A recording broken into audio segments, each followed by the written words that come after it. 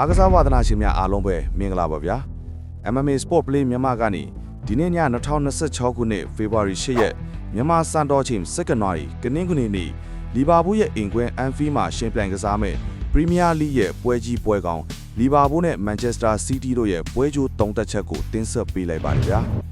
အရင်ဆုံးလီဗာပူးဘက်ကိုကြည့်အောင်ပြီးခဲ့တဲ့ဘက်ကနျူကာဆယ်ကို4ဂိုးတကိုးနဲ့နိုင်ထားလို့ခြေစွမ်းကတက်နေတာပါ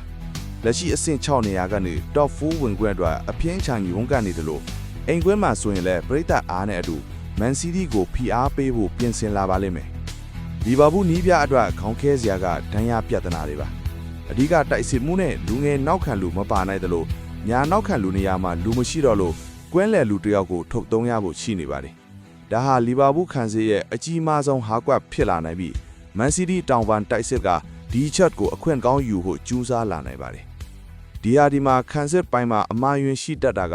လီဗာပူးအတွက်သတိထားရမယ့်အချက်ပါပဲ။ Man City ကတော့အဆင့်2နေရာမှာရှိနေပြီးဇယားတိုက်ကအာဆင်နယ်ကိုဖိအားပေးဖို့ဒီပွဲမှာအနိုင်ရမှဖြစ်မဲ့အနေထားပါ။ဂျာယက်ကကာရာဘောင်းကပ်ဆီမီဖိုင်နယ်မှာနျူကာဆယ်ကိုနိုင်ပြီးဘိုလူပွဲတတ်ထားလို့စိတ်ဓာတ်ပိုင်းကတော့တက်ကြွနေတာပေါ့။ဒါပေမဲ့ Man City ကအဝေးကွင်းဆိုရင်ခံစစ်အမှားရှိတတ်တာကြောင့် Anfield ကွင်းမှာတော့အထူးသတိထားရပါလိမ့်မယ်ဗျာ။သတင်းကောင်းကတော့အဓိကခံစစ်မှုကြီး2ဦးပြန်ပါလာမှဖြစ်တယ်လို့ဂျာရက်ကအနားပေးထားတဲ့အထောင်တိုက်စစ်မှုကြီးဟာလန်ကလည်းဒီပွဲမှာပွဲထွက်လာမှမလို့လီဗာပူးခံစစ်ကိုမွေနောက်ဖို့အတင်းထည့်နေပါပြီဒီပွဲရဲ့စိတ်ဝင်စားစရာအကောင်းဆုံးအပိုင်းကတော့အန်ဖီကျင်းစားပါဗျာမန်စီးတီးဟာအန်ဖီကွင်းကိုလာကစားတဲ့နောက်ဆုံး22ကြိမ်မှာတစ်ကြိမ်သာနိုင်ဖူးပြီး14ကြိမ်အထိရှုံးနေထားပါတယ်ဒါဟာမန်စီးတီးအတွက်စိတ်ဓာတ်ပိုင်းဆိုင်ရာအကြီးမားဆုံးအတားအဆီးတစ်ခုဖြစ်နေမှာပါဗျာနှစ်တင်းစလုံးတိုက်စစ်အားကောင်းတယ်လို့ဂိုးတွေတော့မြင်ရမှာပါ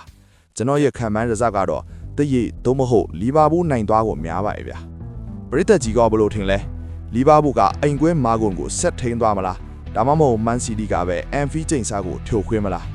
ကွန်မန့်မှာခံမှန်းပေးခဲ့ကြပါဦးအပတ်စဉ်အားကစားသတင်းတွေတင်ဆက်ပေးသွားမှာဖြစ်လို့ကျွန်တော်ရဲ့ Facebook YouTube နဲ့ TikTok တို့ကို Subscribe နဲ့ Follow လုပ်ထားဖို့မမိတ်နဲ့ဦးနော်အဆုံးထိကြည့်ပေးတဲ့ပရိသတ်အားလုံးကိုကျေးဇူးအထူးတင်ပါတယ်ဗျာ